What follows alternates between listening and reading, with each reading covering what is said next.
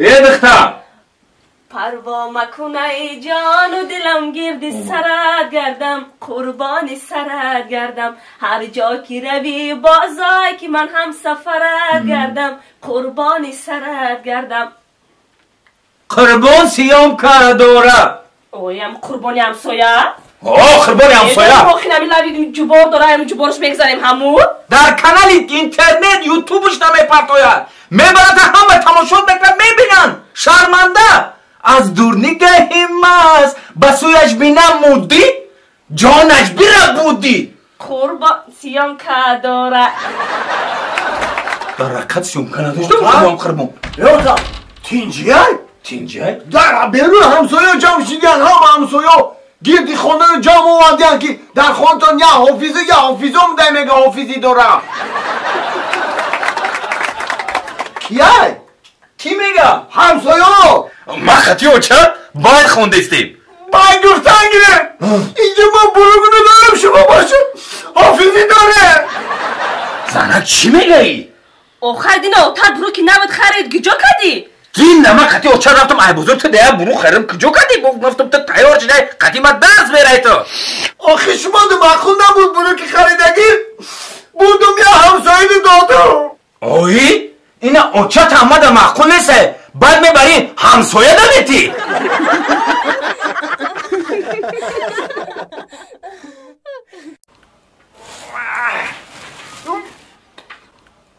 انا اینجا بیا کو قناه دختر جون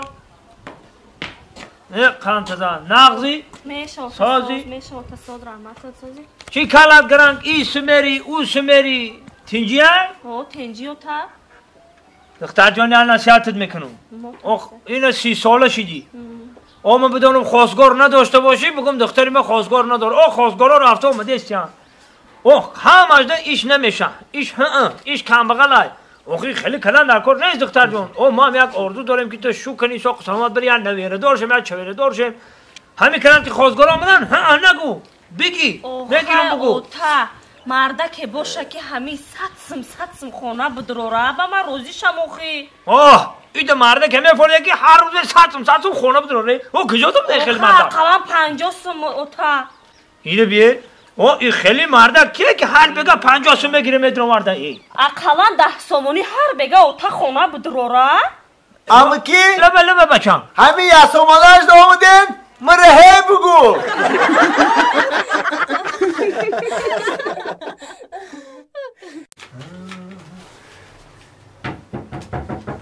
کیه بیا السلام علیکم خوش آمدین خوبه تینجه چی خدمت من همین تعریفای شما رو بسیار فهمیدگیام همینجا پیش شما اومدم اکا یه بار میدیدین کی رو میدیدم در کجا میدیدم آخه فال میدیدین اکا فال بگو چیه اینی کارتای میدونی کارتا ترینک بازی کار میتونی نه نمیتونی نه دروکه چی نه نمیتونم دروکه هم نمیتونی نه من فقط دیوچک بازی رو میتونم دیوچک بازی رو این دیوچک بازی کار شما نیست کار ما دیوچک بازی کار شما مالچیک بازی فهمیدی انا یه بار کو بینن اکا همین آینده ای ما چیگه میشیده باشن چی نام داره؟ گوهر نام دارم گوهر بسیار نام خوشو داشتی حاضر اوه ای روشنایی رو بی ای فایز ای برکت بی ای رقص بازی رو بی ای خواهر عزیز بختت خندی به نزدیکی شوهر میکنی ای راستی؟ این هفته‌ای همی میامدگی شوهر میکنی راست میگی آخی؟ صاحبی 3 فرزند میشی ای وا نقص کن؟ کنیش نه نقص نه من همی فهمیدگیم درباره شما راست میگه گفتن تمام همی کارت در همی نامتون گوهر گفتین این همی زدیم برومدیم اینه ایوان ای گفتی اکا گفتیم در حقیقت نه که خرسان شده مکه رحمت سلامت باشین با همی حقی کارتون اکا چند سه میشه بکا حقی کار من؟ آخی خواهر جان ما همی دورکه و ترینکا حق مولا میاویم همین خوبتر میشید که ما بسیار ور نغز میبینیم ور میدونی ها؟ نه اکا ما ایاش نمیفهمم به هر حال سفیدی چند سن بوده مخیاکا حق خواهر جان ما بندهاسی بد نیستیم همین چیزی که ای دیلتون برورین قبولای در حقیقت به تعریفا می ارزیدی نکی نخیر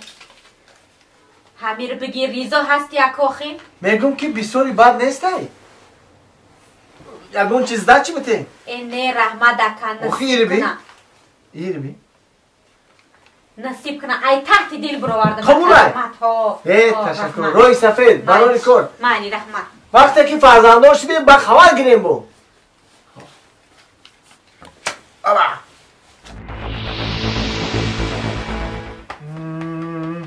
این وقتای اخیر کلینت هم کم شده یکون کس ایره زده باشه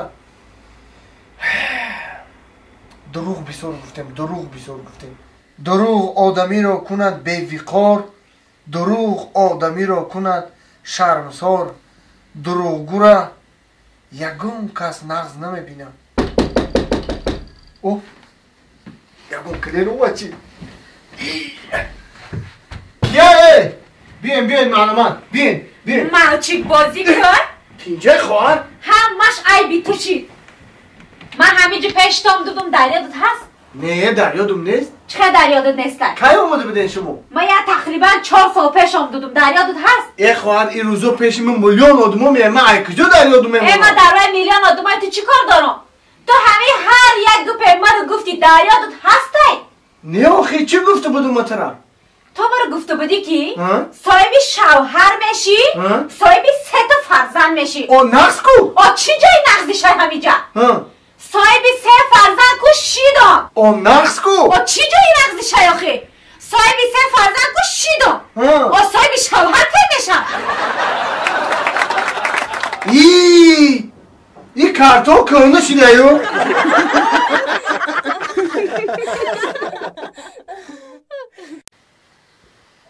ای میونه کمه ای خدای این مردک خواه کی پروای ما داره ای میونه می اوفه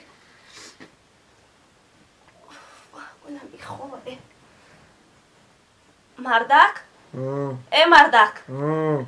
مردک بخیر ای بخیر مردک همین شبی دراز بدارت کردم بدار نشدی او چخه بدار نشیدم 20 بار بدار شیدم همین قمیونم درد کدستای کی مردک ای بی خورو کشیتای خورو کشی در میان دردی من چی دخل داره چی دخل داره؟ منه پاچه برای چی؟ هر وقتی که تو خروگ میکشیدی من در میانت یه لغت میزدم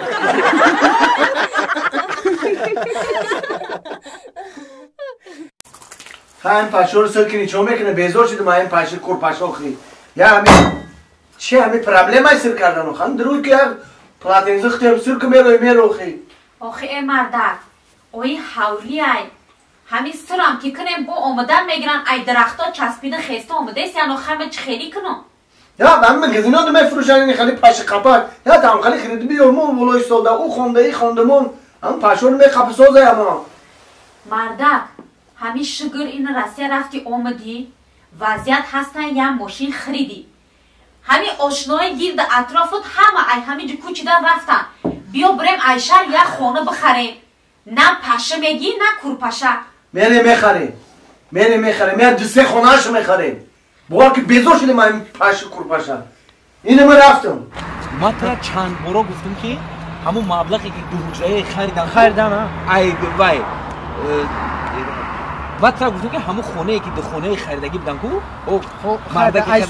صبیرو خیش تبار بود خیش تبار اینا بشمون دست بود آخه اینا ما بعد در من بانک خیلی کاغذ دست ببریم میسپریم خاطرش چی بیزار کردید ای دست سلام علیکم و علیکم چی اکا جان سلام علیکم اکا فقدی شموه بله موی اکا جان من پیش شما روی کردم گبزن این مسئله خونه در من خونه خرم خونخر من خونه میخرم سوز نکتی نه دکا خونخر خونه من مرحبا نگاه کنید اینا بینوی ما خودش 20 اوشونه 20 اوشونه 20 اوشونه یکم اوشونه تا پنجم اوشونه را یک خونه دارم